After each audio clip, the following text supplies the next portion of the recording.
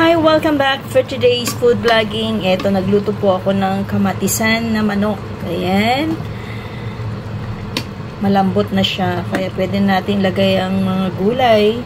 Pero wala akong nabiling Baguio beans. Baguio beans sana ang aking ilalagay. Pero eto na lang. Repolyo. Ayan. Masarap to sa mainit na kanin. Ayan guys.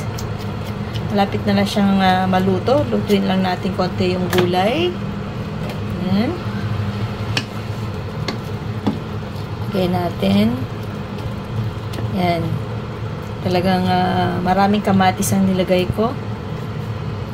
Ayan. Takpan muna natin. Pakuluan lang natin konti. Ayan. Malapit na. Ayan guys.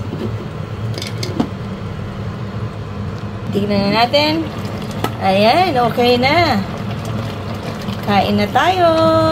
Pwede na to. Ang aking kamatisan na manok. Manok na kinamatisan. Ayan.